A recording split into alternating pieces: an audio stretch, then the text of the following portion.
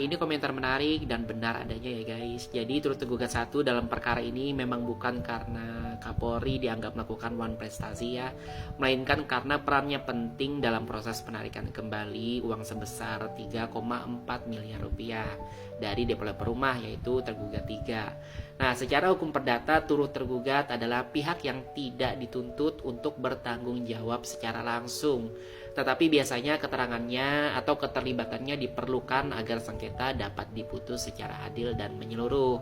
Ini sesuai dengan asas litigasi efektif, supaya tidak perlu ada gugatan baru hanya untuk mengklarifikasi satu pihak yang terkait secara tidak langsung.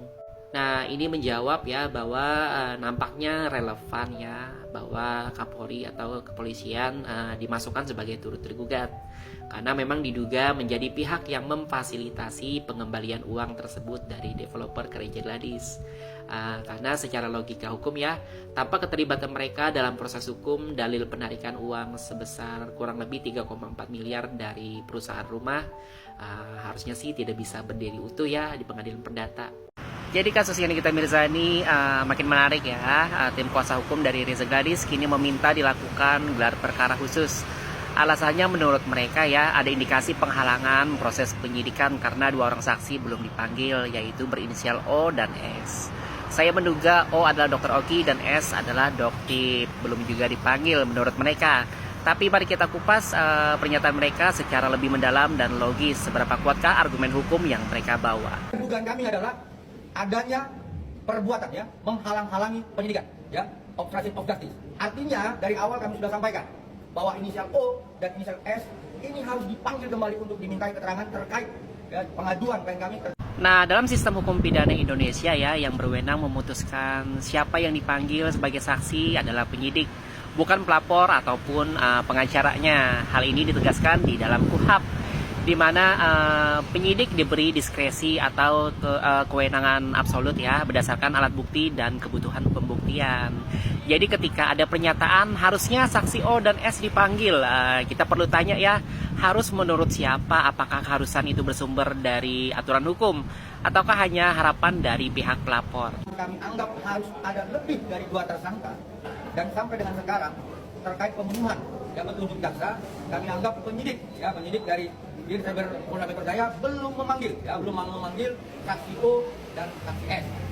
Nah, pernyataan bahwa harus ada lebih dari 2 tersangka ini menandakan ya sebuah pendapat atau interpretasi pribadi dari pihak pelapor dan pengacaranya.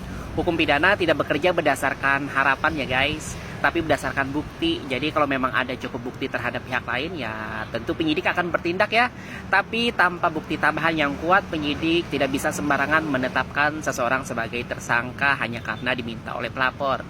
Pada tempat saya bukan masalah lagi, terbuka halaman perkara ini. Pertama, dia telah memberikan izin kembali terhadap handphone milik saksi O. Padahal pada saat hari sidang. Selanjutnya, berdasarkan peristiwa tanggal 14 kemarin terkait pihak tambahan, semua perkara itu mengarah ke saksi O dan saksi S. Maka seharusnya sebelum mereka kembalikan kepada kejaksaan, kalau tempat ini selaku pimpinan penyidik dalam perkara ini mengambil keterangan tambahan dari saksi O dan saksi S, baru setelah itu dikembalikan berkas kepada kejaksaan. Kemudian pengacara juga menuduh penyidik ya menghalangi proses hukum karena tidak segera memanggil saksi tambahan sebelum menyerahkan berkas kembali ke jaksa. Tapi dalam praktiknya guys, kalau jaksa memang merasa perlu pemeriksaan ulang, jaksa akan memberikan petunjuk formal lewat P19. Jadi kalau tidak ada perintah eksplisit ya dari jaksa untuk memeriksa Dr. Oki dan Doktip, maka tidak ada pelanggaran prosedural ya menurut saya. Sekali lagi, penyidik bekerja berdasarkan prosedur dan bukti, bukan tekanan opini dan desakan sepihak. Nah, dari sini bisa disimpulkan ya bahwa proses hukum itu bukan soal siapa yang paling vokal, tapi siapa yang paling punya bukti. Penyidik bukanlah eksekutor keinginan dan harapan dari pelapor guys, tapi penyidik itu pelaksana hukum berdasarkan fakta hukum. Kalau memang ada yang merasa penyidik lalai ya mekanisme peradilan kan terbuka untuk diajukan. Analogi sederhananya gini deh, bayangkan penyidik itu adalah seorang dokter ya, dan pelapor itu pasien. Pasien boleh menyampaikan gejala, boleh meminta obat ini dan itu, tapi keputusan tetap di tangan dokter kan yang punya ilmunya. Apakah akan ditindaklanjut operasi atau hanya sekedar rawat jalan saja. Nah, penyidik juga begitu guys, dia bukan tukang suruh, dia bekerja berdasarkan hukum, bukan pesanan. Jadi kalau kita dengar harus begini, harus begitu dari pelapor, jangan telah mentah-mentah ya. Tanyakan dulu nih, harus menurut siapa, hukumkah atau keinginan pribadi.